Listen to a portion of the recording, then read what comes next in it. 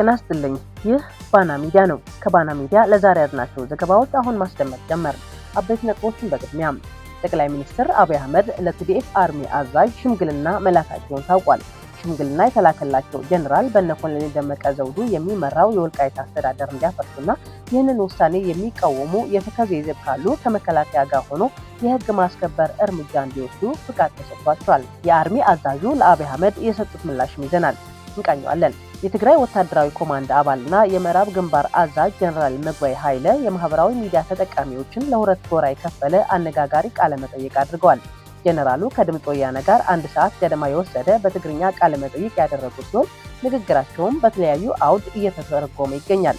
ጀነራሉ የትግራይ ሰራዊት የጸረ ድሮን መሳሪያ ስለመጣጠቁ ያሉት ነገር ስለመኖሩ እንዳስሰዋለን። የጋዜጠኞች መብት ተሟጋች ድርጅት ሲፒጄ የኢትዮጵያ መንግስት በአማራ ክልል ስላለው ግጭት በሰሩት ዘገባና በሰጡት አስተያየት ምክንያት የታሰሩ ጋዜጠኞች እንዲፈታ አሳሰበ። ኢራን በአሜሪካና በእስራኤል ጥቃት ለተገደሉት አያቶላህ አሊ ካሚኒ ምትክ ልጃቸውን ሞጅተባ ካሚኒን አዲስ የበላይ መሪ አድርጋ ሰይማለች። አዲሱ መሪ ጦርነትን ያቆማሉ ወይስ ያስቀጥላሉ በሚል የተለያዩ መላምቶች እየቀረቡ ናቸው፣ እንቃኘዋለን።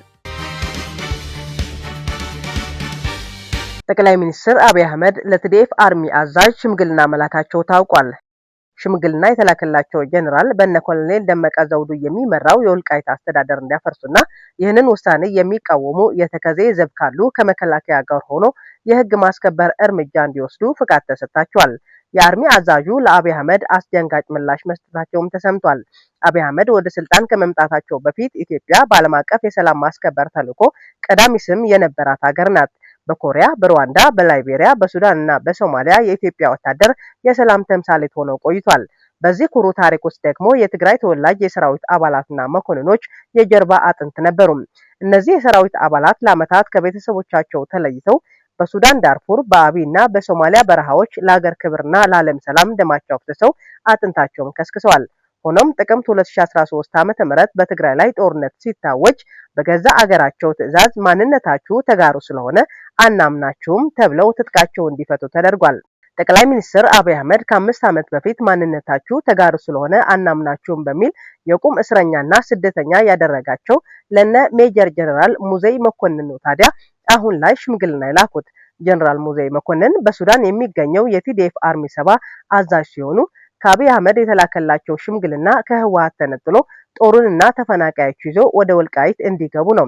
አብይ በአዲስ አበባ የሚኖሩ የተወሰኑ የትግራይ ባለሀብቶችን ሽምግልና የላኩ ሲሆን ቀጥሎም በነጌታቸው ረዳ በኩል ለማግባባት ሙከራ ማድረጋቸውም ታውቋል። ሽምግልናው በነ ኮሎኔል ደመቀ ዘውዱ የሚመራው የወልቃይት አስተዳደር ፈርሶ አሁን ከሁሉም ወገን የተውጣጣ ጊዜያዊ አስተዳደር እንዲዋቀር የአርሚ 7 ጦር ወደ ወልቃይት እንዲገባና ለተፈናቃዮች ጥበቃ እንዲያደርግ ይህንን ውሳኔ የሚቃወሙ የተከዜ ዘብ ካሉ ደግሞ ከመከላከያ ጋር ሆኖ እነዚህ ላይ ህግ ማስከበር እርምጃ እንዲወስድ የሚል ይገኙበታል።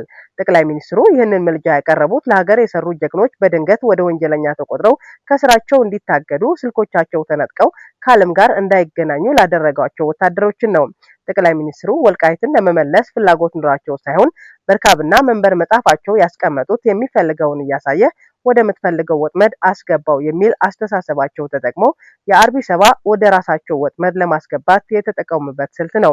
እነዚህ ወታደሮች ግን የአብይን ሴራና አርካብ የሚያውቁ በ2013 ዓ.ም በጠቅላይ ሚኒስትሩ ትዕዛዝም ለሀገር ደህንነት ስጋት ናቸው በሚል ወደ ኢትዮጵያ እንዲመለሱ ጥሪ ተደርጎላቸው ሚስጥሩን አውቀው የቀሩ ናቸው።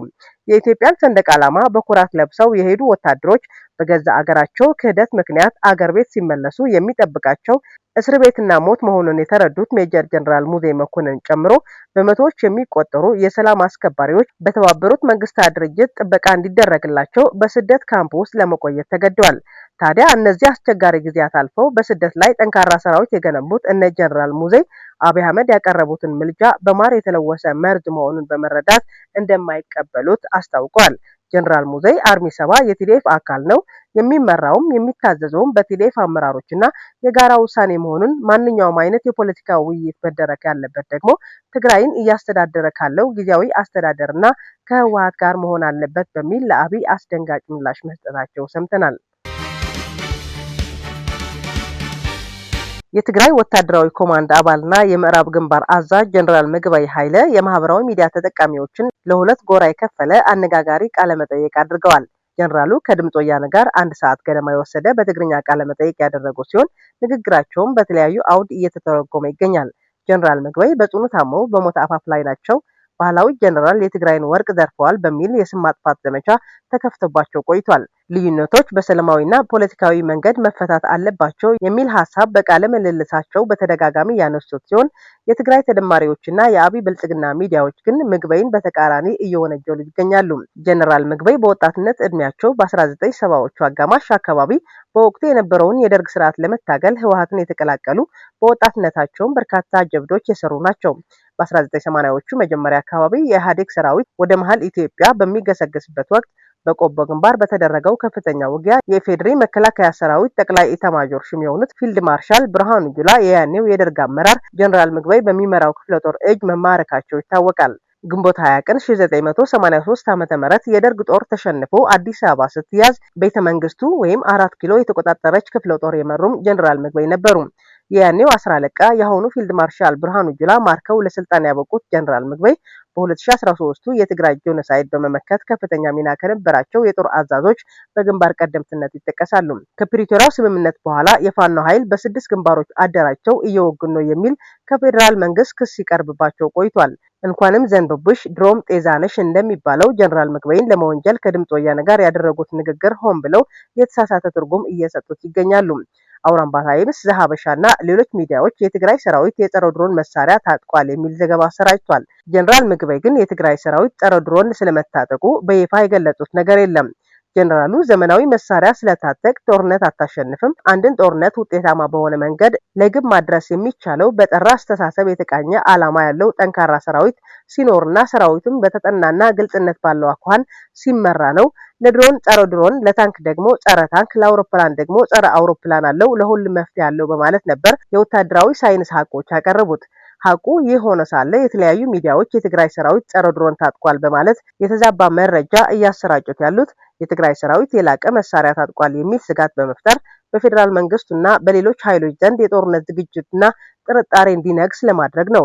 ሁለተኛው ትግራይ አሁንም ለጦርነት እየተዘጋጀች ነው የሚል ምስል በመፍጠር በዓለም አቀፉ ማህበረሰብ ፊት የሰላም ስምምነቱ ተግባራዊ እንዳይሆን ጫና ለመፍጠርና አነጋጋሪ ቃላትን በመጠቀም የሰዎችን ቀልብ በመሳብ ብዙ ተመልካች ለማግኘት የሚጠቀሙበት የተለመደ ስልት መሆኑን ብዙዎች ይተቹታል። ጀነራል ምግበይ በንግግራቸው የትግራይ ህዝብ ከጎረቤት ህዝቦች ማለትም ከአማራ፣ ከኤርትራ፣ ከአገውና ከአፋር እንዲሁም ከሱዳን ጋር በሰላምና በአብሮነት የመኖር ፍላጎት እንዳለው ገልጿል። የኤርትራ ሰራዊት ወደ ትግራይ ገብቷል የሚባለው ወሬ ውሸት ነው ያሉት ጀነራሉ የኤርትራ ሰራዊት በፊት ከተቆጣጠረው አካባቢ እንዳልተንቀሳቀሰም ተናግሯል።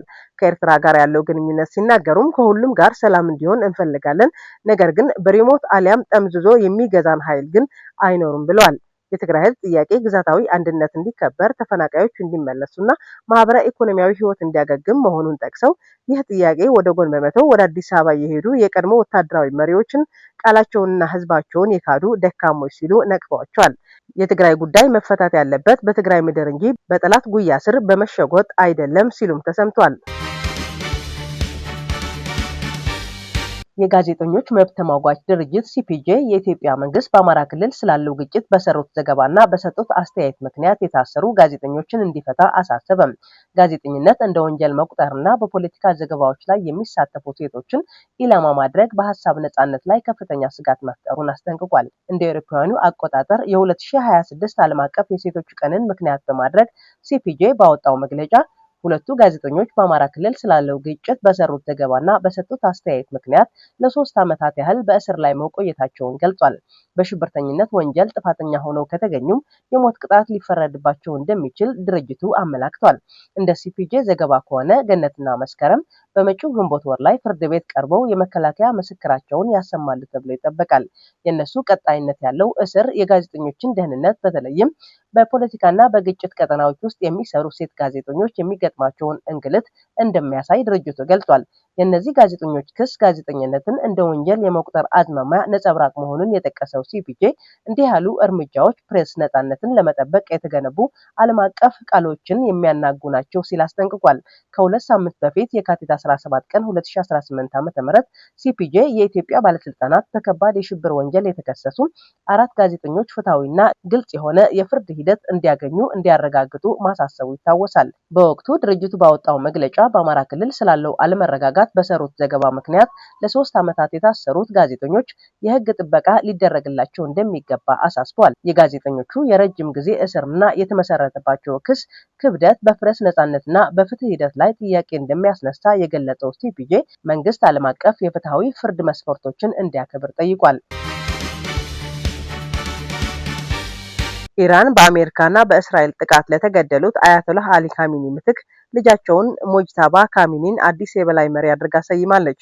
10ኛ ቀኑን በያዘው ጦርነት ኢራን አዲስ መሪ መሾሟ በመካከለኛው ምስራቅና በዓለም አቀፍ ፖለቲካ ላይ አዲስ ጥያቄ ፈጥሯል።